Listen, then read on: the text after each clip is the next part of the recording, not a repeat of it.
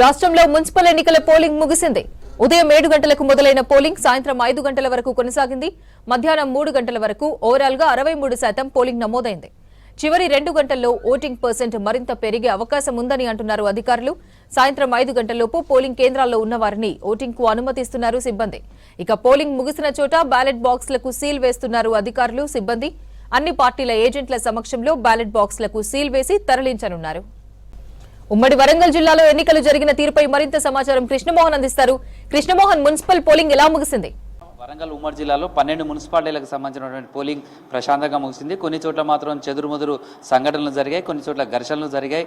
తర్వాత ఓటర్లను ప్రభావితం చేసే సమయంలో, డబ్బులు పంచుతున్న సమయంలో కూడా పోలీసులు డబ్బును సీజ్ చేయడం కావచ్చు, కొంతమందిని అదుపులో తీసుకోవడం, ఇలాంటి సంఘటనలు జరిగాయి. పోలింగ్ స్టేషన్ల దగ్గర కూడా చూస్తే ఉదయం మంచు తీవ్రత ఉండే 9 గంటల వరకు 15% పోలింగ్ అయింది. కానీ ఆ తర్వాత నుంచి పోలింగ్ కేంద్రాలకైతే పెద్ద ఎత్తున ఓటర్లు బారులు తీరారు. వరంగల్ ఉమ్మడి జిల్లాకు సంబంధించి కూడా 260 వార్డులకు సంబంధించినటువంటి ఎన్నికలు జరిగాయి. 540 పోలింగ్ బూత్లను ఏర్పాటు చేశారు. అయితే ఉదయం నుంచి జరిగినటువంటి పోలింగ్ సరళిని కనుక చూస్తే ఉదయం పూట అంతా కూడా మహిళలు ఎక్కువ మంది ఓటు వేయడానికి వచ్చారు. ఆ తర్వాత మధ్యాహ్నం సమయానికి మాత్రం యూత్కు సంబంధించి వాళ్ళు, ఇదంతా కూడా సెమీ అర్బన్ ప్రాంతాలుగా మనం చూడొచ్చు. ఎందుకంటే మున్సిపాలిటీలన్నీ కూడా చిన్నపాటి పట్టణాలు, ఇక్కడి నుంచి వలసలకు అంటే ఉమ్మడి జిల్లా కేంద్రాలకు లేదా హైదరాబాద్, వరంగల్, హైదరాబాద్ లాంటి ప్రాంతాలకు ఉపాధి కోసం, ఉద్యోగాల కోసం చాలామంది వెళ్తుంటారు. కానీ వాళ్ళ ఓట్లు కానీ వాళ్ళకి సంబంధించినటువంటి సొంత గ్రామాలలోనే ఉంటాయి. అట్లా అర్బన్కి సంబంధించినటువంటిగా ఇది మనం ఇటు వర్ధనపేట కావచ్చు, తొర్రూరు కావచ్చు, మహబూబాద్ కావచ్చు, మరిపేట, ఇవంతా ఇప్పుడు జరిగినటువంటి నర్సంపేట, భూపాలపల్లి, ఇవన్నీ కూడా అర్బన్ పట్టణ ప్రాంతాలుగా చూస్తాం. ఇక్కడ ఉన్నటువంటి వాళ్ళంతా కూడా ఉపాధికి వెళ్తారు. అలాంటి వాళ్ళంతా కూడా ఎన్నికల టైం కావడంతో మధ్యాహ్నం సమయంలో ఎక్కువగా ఇతర ప్రాంతాలకు వెళ్ళిన వాళ్ళంతా కూడా వచ్చి ఓటేశారు. సాయంత్రం 5 గంటల వరకు, అంటే కొద్దిసేపటి వరకు కూడా ఎవరైతే పోలింగ్ కేంద్రాలలో 5 గంటల లోపల వచ్చారో వాళ్ళందరికీ ఓటేయడానికి అవకాశం కల్పించారు. వాళ్ళంతా కూడా కొన్ని పోలింగ్ కేంద్రాలలో, పోలింగ్ బూత్ల దగ్గర ఇంకా ఓటు వేస్తూనే ఉన్నటువంటి ఏదైతే ఉన్న ఓటర్లు ఉన్నారో వాళ్ళకు ఓటు వేసే అవకాశం కల్పిస్తున్నారు. ఎక్కడైతే పోలింగ్ సంబంధించినటువంటి పూర్తి అయిందో అక్కడ అధికారులు మిగతా ప్రొసీజర్ అంతా కూడా చేస్తున్నారు. దీనికి చాలా పెద్ద ప్రొసీజర్ ఉంటుంది. ఎందుకు అంటే వాళ్ళు డాక్యుమెంట్స్కి సంబంధించినటువంటి అన్నింటినీ కూడా ఫిలప్ చేయాలి ఉంటుంది. తర్వాత పోలింగ్ సంబంధించినటువంటి ప్రక్రియ ముగిసిన తర్వాత ఎవరైతే అభ్యర్థుల భవితవ్యాన్ని తేల్చే ఓట్లు వేసినటువంటి బ్యాలెట్ బాక్సెస్ ఉంటాయో వాటన్నిటిని కూడా సీల్ చేయాలి. అయితే ఈ మున్సిపల్ ఎన్నికలన్నీ కూడా మొత్తం కూడా బ్యాలెట్ పేపర్తోనే ఎన్నికలు జరుగుతాయి. ఓటు వేసినటువంటి బ్యాలెట్కి సంబంధించినటువంటి ఓటు వేసిన బ్యాలెట్ బాక్సెస్ అన్నింటినీ కూడా సీల్ చేస్తారు. ఎక్కడి నుంచి అయితే డిస్ట్రిబ్యూషన్ సెంటర్స్ ఉన్నాయో అక్కడనే రిసీవ్ సెంటర్స్ ఉంటాయి. అక్కడనే వాళ్ళ కౌంటింగ్ కేంద్రాలను కూడా ఏర్పాటు చేస్తారు. రేపు మొత్తం వీటికి సంబంధించినటువంటి ప్రొసీజర్ అంతా స్టార్ట్ చేసి ఎల్లుండి కౌంటింగ్ చేస్తారు. కౌంటింగ్ సంబంధించినటువంటి ప్రక్రియ కావచ్చు, ఇదంతా కూడా జరుగుతుంది. మేడం, ఎట్లుంది ఇవాళ ఓటింగ్ కావచ్చు, ఇదంతా ఎట్లా జరిగింది? ప్రశాంతంగా జరిగింది సార్. ఇక్కడైతే గొడవలు అలాంటివి ఏమీ లేవు. ప్రశాంతంగా ఓటింగ్ ముగిసింది. మేడం, జనరల్గా చూస్తే ఉదయం, మధ్యాహ్నం, సాయంత్రం ఓటర్లు ఏ టైంలో ఎక్కువ మంది ఎవరు వచ్చారనిపించింది? ఆఫ్టర్నూన్, మధ్యాహ్నం టైంలో ఎక్కువ వచ్చింది సార్. మార్నింగ్ టైంలో మాకు 11 వరకు చాలా తక్కువగా ఉన్నారు. తర్వాత నుంచి స్లోగా ఒకే రకంగా వచ్చేసారు. ఒకేసారి ఫ్లోటింగ్ లేదు, కానీ ఆఫ్టర్నూన్ ఎక్కువ వచ్చారు. సో మీ పోలింగ్ బూత్లో ఎంతమంది ఉన్నారు? మీ దగ్గర ఎంత పర్సెంటేజ్ వచ్చింది? సార్ టోటల్ 382 అయింది సార్. 90% అయింది సార్. 90%. ఎట్లుంది మొన్నటి పంచాయతీ ఎన్నికలకు ఈ మున్సిపల్ ఎన్నికలకు తేడా ఎట్లా అనిపించింది? ఆ ఓటింగ్లో దానికంటే తక్కువ ఉందా, ఎక్కువ అనిపించిందా? సార్ ఇక్కడ నేను అంతకుముందు చేసిన, అంటే గ్రామ పంచాయతీలో చేసినప్పుడు కొంచెం తక్కువ ఉంది సార్. ఇక్కడ పోలిస్తే ఇక్కడ 80 ఉంది, అక్కడ 90 అయింది. అక్కడ మాత్రం 85 మాత్రమే అయింది అప్పుడు. అంటే ఇక్కడ ఎక్కువగానే అయింది అనిపించింది సార్. సో ఇప్పుడు ప్రొసీజర్ అంతా ఏం చేస్తారు? చాలా డాక్యుమెంట్స్ ఉంటాయి అనుకుంటా కదా, అసలు వీటన్నిటిని ఎట్లా ఉంటుంది? అసలు మీరు ఈ ఓటింగ్ అయిపోయింది, సీజ్ చేశారు, తర్వాత ఎట్లా ఉంటుంది ఈ ప్రొసీజర్ అంతా? సార్ మళ్ళీ మనం ఇప్పుడు డాక్యుమెంట్స్లో ఒక 5 ఉంటాయి మాకు మెయిన్గా అక్కడ ఇవ్వాల్సినవి. అవి ఇచ్చేసి ఈ బాక్స్ అప్పచెప్పాలి సార్ మొత్తం. ఇప్పుడు ఇదంతా అయిపోతే మీ డ్యూటీ వెళ్ళిపోయినట్టేనేగా సార్? మేము వెళ్ళేసరికి 9 అవుతుంది, 10 అవుతుంది. సో ఈ సిబ్బంది అంతా కూడా వాళ్ళకి సంబంధించినటువంటి డాక్యుమెంట్స్ చాలా ఉంటాయి. అంటే ఏముంటాయి అంటే ఓటర్ లిస్టులు, ఇవి అన్నీ ఉంటాయి. అవన్నీ కూడా అప్పచెప్పాలా? అన్నీ అప్పచెప్పాలి సార్. టెండర్ ఓట్లని, ఛాలెంజ్ ఓట్స్ అని చెప్పేసి, బ్యాలెట్ పేపర్ అకౌంట్, మన పోలింగ్ ముందు ఏజెంట్లతో తీసుకోవాల్సినవి, పోలింగ్ తర్వాత అన్నీ అప్పచెప్పాల్సి ఉంటుంది సార్. సో ఈసారి అయితే సక్సెస్ఫుల్గానే జరిగింది. సక్సెస్ఫుల్గా ముగించినాం sir. Okay, thank you sir. ప్రస్తుతం అయితే ఏవైతే ఓట్లు మిగిలిన ఉన్నాయో ఆ ఓట్లను కూడా వాళ్ళు డాక్యుమెంట్ చేయాల్సి ఉంటుంది. తర్వాత ఎన్ని ఓట్లు వేశారు, ఏ టైంకి వేశారు, తర్వాత వాళ్ళకి ఇచ్చినటువంటి మెటీరియల్ దాదాపు చాలా రకాల మెటీరియల్స్ ఉంటాయి. ఆ మెటీరియల్స్ అంతా కూడా ఉన్నవాటన్నిటి కూడా సీజ్ చేయాల్సి ఉంటుంది. అవన్నీ కూడా మనం చూడొచ్చు. ప్రస్తుతం ఎక్కడైతే పోలింగ్ ప్రశాంతంగా ముగిసిందో ఆయా ప్రాంతాల్లో ఓటర్లు పూర్తిగా 5 గంటల వరకే ఓటింగ్ పూర్తయిందో అక్కడ మొత్తం బ్యాలెట్ బాక్సెస్ అన్నీ కూడా సీజ్ చేస్తున్నారు. అయితే ఉదయం నుంచి కనుక మనం చూస్తే కొన్ని చోట్ల చెదురుమెదురు సంఘటనలు అయితే జరిగాయని చెప్పొచ్చు. అలాంటి దగ్గర పోలీసులకు సంబంధించినటువంటి వాళ్ళు భారీ భద్రత ఏర్పాటు చేశారు. కొన్ని సమస్యాత్మకంగా పోలింగ్ కేంద్రాల దగ్గర కూడా వెబ్ కాస్టింగ్ పెట్టడం, ఎప్పటికప్పుడు పరిస్థితిని సమీక్షించడం, అంచనా అక్కడికి కావాల్సినటువంటి పోలీసు బలగాలను కూడా పంపించడం, ఇవన్నీ కూడా మనం చెప్పచ్చు. అయితే కొన్ని చోట్ల కాంగ్రెస్, బీజేపీ, బీఆర్ఎస్ నేతల మధ్య వాగ్వాదాలు దగ్గర టెన్షన్ జరిగింది. మహబూబాద్లో 14వ వార్డులో కూడా బీఆర్ఎస్ కార్యకర్తలు కాంగ్రెస్ కార్యకర్తల పైన దాడి చేశారు. భూపాలపల్లిలో కూడా ఇలాంటి సంఘటన జరిగింది. 22వ వార్డులో బీఆర్ఎస్ అభ్యర్థి డబ్బులు పంచుతుండగా అక్కడ స్థానికులు పట్టుకున్నారు, వాళ్ళకు పోలీసులకు అప్పగించారు. వర్ధనపేటలో కూడా ఒక సెంటర్ దగ్గర కాంగ్రెస్, బీజేపీ మధ్యలో గొడవ జరిగింది.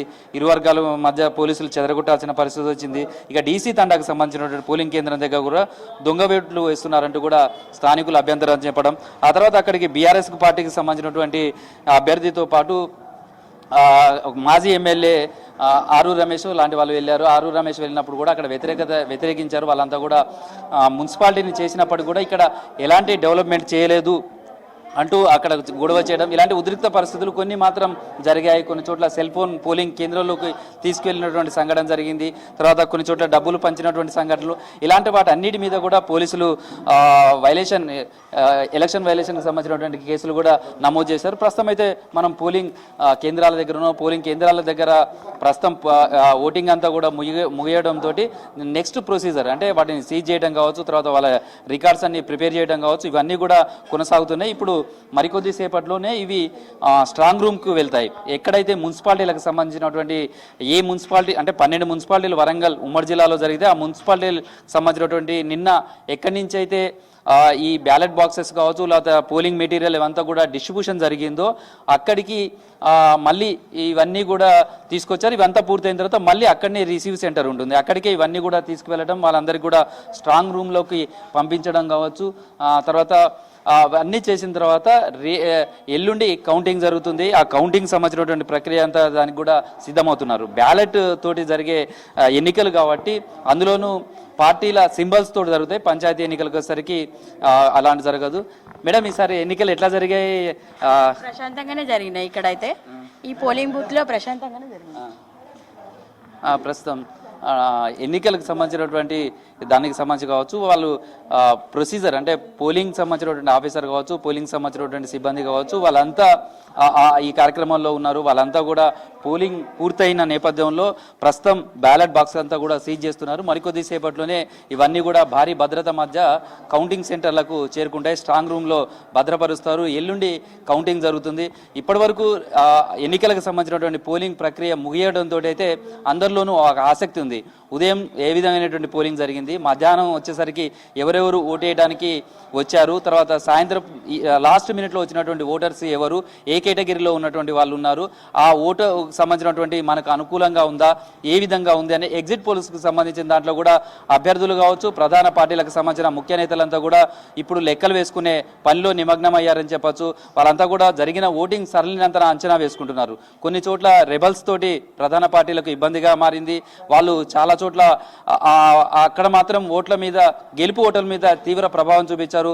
అది ఎంత మేరకు తమ పైన రిఫ్లెక్ట్ అయింది, ఏ విధంగా ఉంది, ఎన్నికలు జరిగాయి అనే దానికి సంబంధించిన లెక్కలు వేసుకునే పనిలో అయితే ఇటు పోటీ చేసిన అభ్యర్థులు కావచ్చు, అదేవిధంగా ఆ పార్టీలకు సంబంధించిన ప్రధాన పార్టీల నేతలంతా కూడా ఇప్పుడు వాళ్ళంతా కూడా వీటిని ఒక పోస్ట్ మార్టం చేసుకునే పనిలో ఇప్పుడు పడారని చెప్పచ్చు. అయితే ప్రస్తుతం అయితే పోలింగ్ సంబంధించి వరంగల్ ఉమ్మడి జిల్లాకు సంబంధించి 260 వార్డులలో కూడా ఎక్కడ పెద్ద సంఘటనలు జరిగాయి, చిన్న చిన్న చెదురుమూరు సంఘటనలు తప్ప ఓటింగ్ అంతా కూడా చాలా ప్రశాంతంగా ముగిసింది.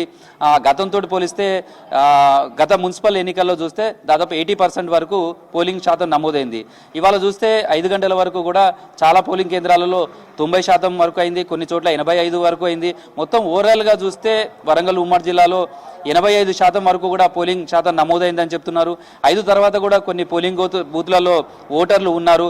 వాళ్ళంతా ఓటు వేయడం ఇదంతా చేస్తే అఫీషియల్గా ఎంత మేరకు ఓటింగ్ శాతం నమోదైంది, గత మున్సిపల్ ఎన్నికలకు ఈసారి మున్సిపల్ ఎన్నికలకు సంబంధించినటువంటి ఓటింగ్ శాతం పెరిగిందా అనేది తెలుస్తుంది. ఇప్పటి వరకు ఉన్నటువంటి అంచనాల ప్రకారం అయితే పోలింగ్ శాతం పెరిగినట్లుగానే తెలుస్తుంది. అనేక అంశాలు ఈసారి ఎన్నికల మీద ప్రభావం చూపించాయని చెప్పచ్చు.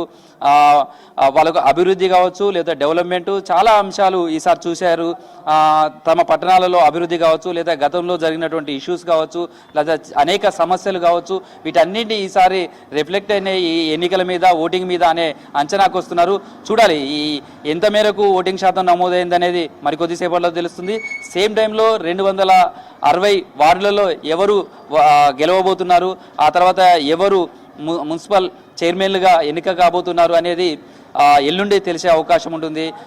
కౌంటింగ్కి సంబంధించి కూడా ఇక అధికార యంత్రాంగం అంతా కూడా సిద్ధమవుతుంటుంది. ఇప్పుడు ప్రస్తుతం ఎక్కడైతే రిసీవ్ సెంటర్లు ఉన్నాయో ఆ సెంటర్లకు ఇవన్నీ కూడా బ్యాలెట్ బాక్సెస్, తర్వాత ఇవాళ నిన్న కలెక్ట్ చేసుకున్నటువంటి మెటీరియల్ కావచ్చు అవంతా కూడా అక్కడికి తరలిస్తారు. అక్కడ రిసీవ్ సెంటర్లో నుంచి తీసుకున్న తర్వాత బ్యాలెట్ బాక్స్ అంతా కూడా 4 అంచెల భద్రత మధ్య పోలీస్ బందోబస్తు మధ్య వాటిని స్ట్రాంగ్ రూమ్లో భద్రపరుస్తారు. మొత్తం సీసీ కెమెరాల పర్యవేక్షణ నిరంతరం కూడా ఉంటుంది. ఎల్లుండి కౌంటింగ్ సంబంధించినటువంటి దానికోసం కూడా రెడీ అవుతున్నారని చెప్పుకోవచ్చు.